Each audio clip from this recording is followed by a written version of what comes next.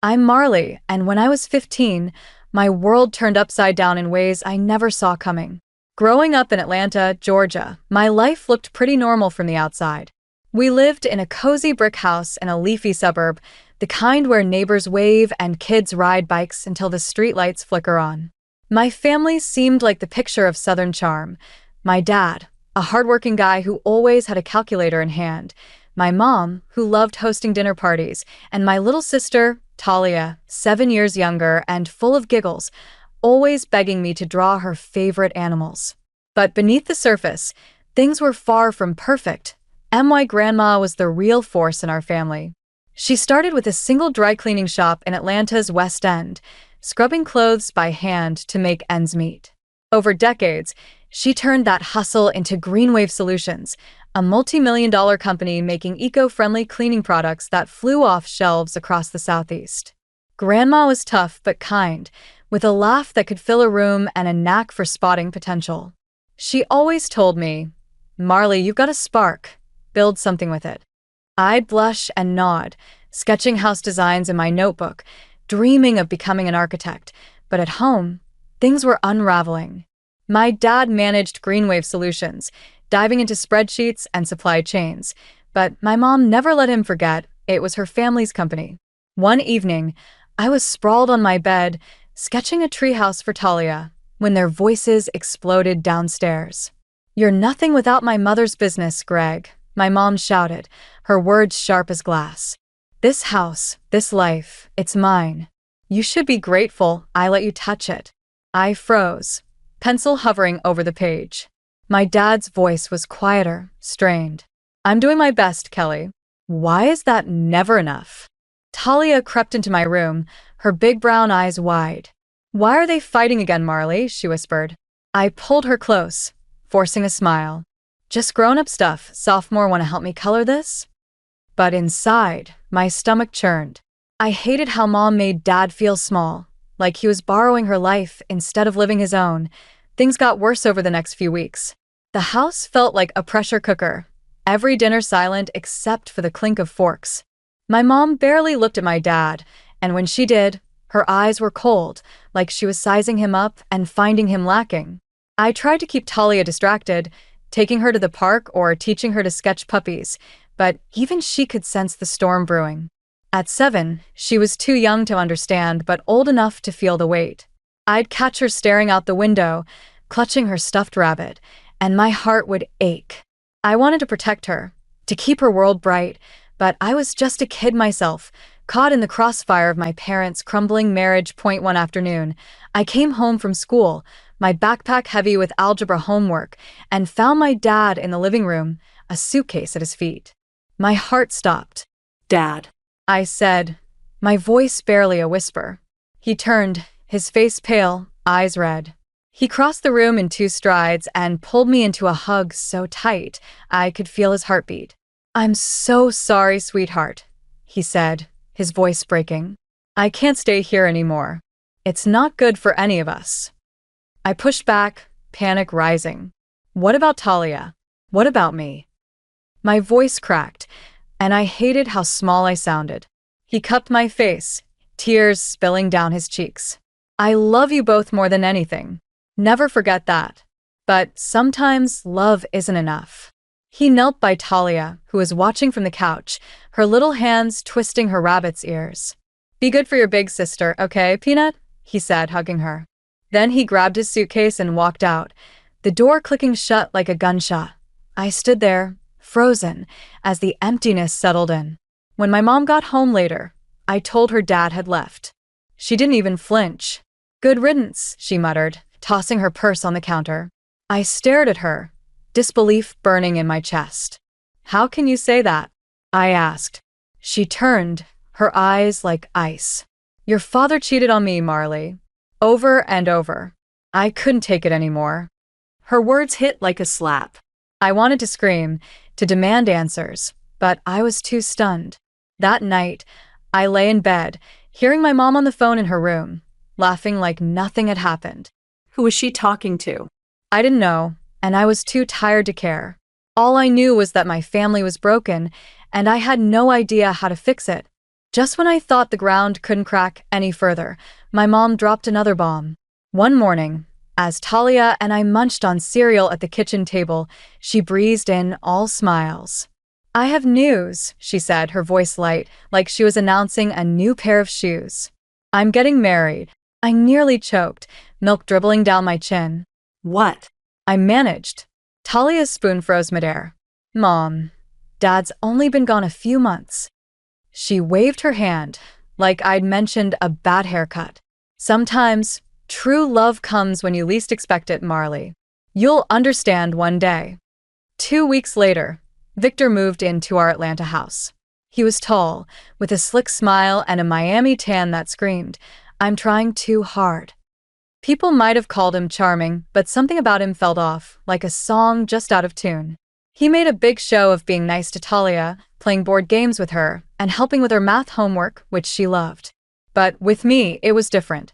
He barely looked my way, and when he did, it was like I was a piece of furniture he hadn't decided where to place. I tried to shake it off, focusing on school and my sketches, but the feeling of being invisible in my own home grew heavier every day. Things started changing at Greenwave Solutions, too. After Dad left, Mom took over the company, and she brought Victor along like he was her new right hand. They'd spend hours at the dining table, talking about expansion and new markets, their voices full of excitement. I'd overhear bits and pieces, plans for fancier packaging, bigger ad campaigns, but it all sounded like Victor's ideas, not Mom's. She hung on his every word, laughing at his jokes, while I faded into the background. I tried to stay busy with friends and art club, sketching designs for houses I'd build someday, but it was hard to ignore the sinking feeling that my family was slipping away. Then came the day that really shook me. One evening, Mom called me and Talia into the living room. Victor was there, leaning against the couch, looking smug. "We're moving," Mom announced, like it was the most natural thing in the world. "To Charlotte, North Carolina. There's a new branch of Greenwave opening, and it's a huge opportunity." My heart sank. A new city? New school? I glanced at Talia, who looked as confused as I felt. "What about us?" I asked, my voice tight. Mom's smile didn't waver. "Well, Marley, we've talked it over, and it's best if you stay here. The new house won't have much space, and you're almost done with high school. Switching schools now would mess up your exams." I couldn't believe it. "So, what? I'm supposed to live on the street?" I snapped, my hands shaking. Mom rolled her eyes. "Don't be dramatic. You'll stay with your grandmother. She's already agreed." My throat tightened, tears prickling my eyes. I looked at Talia, who was clutching her stuffed rabbit, her lip trembling. "I don't want to leave Marley," she whispered. I wanted to hug her, to promise it'd be okay, but I was too angry. I stormed to my room, slamming the door so hard the frame rattled. Lying on my bed, I stared at the ceiling, hot tears streaming down my face. When had I become a burden to my own mother? Was I just in the way of her shiny new life with Victor? The next few weeks were a blur of packing boxes and forced smiles. Talia cried every night, begging to stay with her friends, her school, me. I helped her pack her stuffed animals and books, trying to keep her spirits up. "Will you visit Marley?" she asked one night, her voice small. I hugged her tight, my heart breaking. "Of course, sophomore. You can't get rid of me that easily." But inside, I was terrified. The day they left, I stood on the porch with Grandma, watching the moving van pull away. Mom gave me a quick, stiff hug, and Victor offered a curt nod, like I was an acquaintance he'd already forgotten. Talia clung to me until Mom pulled her away, and as the van disappeared, I felt like a piece of me went with it. Living with Grandma wasn't what I expected. Her house, a cozy bungalow on the edge of Atlanta, smelled like lavender and old books. She gave me space to sulk, but was always there with a mug of sweet tea when I needed to vent. "You're stronger than you know, Marley," she'd say, her eyes warm but firm. I'd nod, but deep down, I wasn't so sure. Without Talia's laughter or Dad's quiet presence, the house felt too still. I missed my family, even the broken version of it. But as the weeks passed, I started to settle in, sketching in Grandma's garden and finding comfort in her stories about building Greenwave from nothing. Still, I couldn't shake the ache of being left behind, like a piece of luggage Mom didn't have room for. Time slipped by, and before I knew it, I was staring down my 20th birthday. I woke up that morning feeling hollow, like the day was just another box to check off. I should have been excited. New decade, new possibilities, but all I could think about was the family I'd lost. Mom called, her voice syrupy sweet. "Happy birthday, Marley. I'm so sorry we can't be there. Work's insane right now. We'll celebrate when we visit, okay?" I mumbled, "Sure," knowing full well they hadn't visited once since moving to Charlotte. The call left a bitter taste, but Grandma had other plans. She turned the day around, inviting my friends over, ordering my favorite barbecue ribs, and baking a lopsided chocolate cake that tasted like love. For a few hours, surrounded by laughter and music, I almost forgot the hole in my chest. The next morning, Grandma called me into her home office, a small room lined with books and old photos of her first dry cleaning shop. Her face was serious, and my stomach nodded. Was she sick? Was she sending me away? "Sit down, Marley," she said, pointing to a chair across from her desk. I sank into it, bracing myself. Then she smiled, a glint in her eyes, and slid a folder across the table. "Happy birthday, sweetheart. Open it." My hands trembled as I flipped it open, and when I saw the papers inside, my breath caught. "Grandma, is this?" She nodded, her smile widening. "Greenwave Solutions is yours now, Marley. The whole company. I see something special in you. Smarts, heart, grit. You're the one to carry it forward." I stared at the documents, my mind spinning. Me, barely 20, owning a multi-million-dollar company? It felt like a dream, or maybe a prank. But Mom and Victor, they're running it. I stammered. Grandma's expression tightened. "They're running a branch in Charlotte. The heart of Greenwave, the main company. That's yours. They don't get a say anymore." My head was buzzing. This wasn't just a gift. It was a lifeline, a chance to matter again. But it was also terrifying. What did I know about running a company? I was still figuring out how to balance my checkbook. Grandma leaned forward, her voice steady. "There's one more thing, Marley. Call your dad. There's more to his story than you know. Hear him out, even if it's just as a consultant for the company." My heart clenched. I hadn't spoken to Dad in years, not since he walked out. The idea of calling him felt like stepping onto a frozen lake, one wrong move, and I'd fall through. But Grandma's eyes held mine, full of trust, and I nodded. "I'll try," I whispered. IT took me a week to work up the nerve. I finally dialed his number, my hands shaking, and we agreed to meet at a little coffee shop in downtown Atlanta. When I saw him walk in, my chest tightened. He looked older, lines etched deeper around his eyes, but when he spotted me, his face lit up like I was the only person in the room. We sat, awkward at first, sipping coffee in silence. Then it all poured out. The divorce, Mom's remarriage, the move, Grandma's gift. He listened, his face a mix of pain and pride. When I finished, he took a deep breath. "Marley, there's something you need to know about why I left." He told me everything. How Mom belittled him for years, calling him worthless, making him feel like an outsider in her family's business. One night, after a brutal fight, he got drunk and made a mistake. He cheated just once and regretted it instantly. But Mom used it like a weapon, threatening to drag him through court, to take me and Talia away, to ruin him. "I left because I thought it'd protect you both," he said, his voice heavy. "I didn't want you caught in a war." She demanded alimony, the house, everything. I thought walking away was the only way. I sat there, stunned. This wasn't the story Mom told. My dad wasn't a villain. He was human, broken by her cruelty. "Why didn't you fight?" I asked, my voice barely audible. He looked at me, eyes soft. "Because of you and Talia. I wanted you to have peace, not a courtroom circus." As we talked, something shifted. The anger I'd carried for years started to crack, replaced by a fragile hope. Before we left, I took a deep breath. "Dad, would you help me with Greenwave? As a consultant, maybe?" His smile was like sunlight breaking through clouds. "I'd love that, Marley." For the first time in forever, I felt like I had a piece of my dad back, not the perfect father I'd imagined as a kid, but a real one, ready to stand by me. The months after Grandma's gift were a whirlwind. I was juggling college applications and studying for exams, all while trying to wrap my head around owning Greenwave Solutions. Dad started helping, sending me emails with tips on managing finances and suppliers, his advice steady and practical. It felt good to have him in my corner, but the weight of the company was still overwhelming. I'd lie awake at night, sketching in my notebook to calm my nerves, wondering if I was in over my head. Then came the day everything exploded. It was a warm Atlanta evening, and Grandma and I were celebrating my college acceptance, a full-ride scholarship to study architecture with a business minor at Georgia Tech. We were halfway through a feast of takeout fried chicken and sparkling cider when the doorbell rang. Grandma frowned, not expecting anyone. "I'll get it," I said, setting down my fork. When I opened the door, my stomach dropped. There stood Mom and Victor, looking like they'd just stepped out of a business meeting, all polished suits and fake smiles. Before I could say a word, they brushed past me into the house. "Mother, we need to talk about the company," Mom said, not even glancing my way. "Why can't we access the main accounts? And what's this about blocking funds to the Charlotte branch?" Grandma's face was like stone. She stood, folding her arms. "It's not your decision anymore, Kelly. Greenwave belongs to Marley now. She decides its future and its finances." The room went quiet, the air thick with tension. Mom's eyes flicked to me, wide with shock, then narrowed. Victor's jaw tightened, but he stayed silent, his gaze calculating. Mom's whole demeanor shifted, like she'd flipped a switch. "Marley, sweetheart," she said, her voice dripping with honey.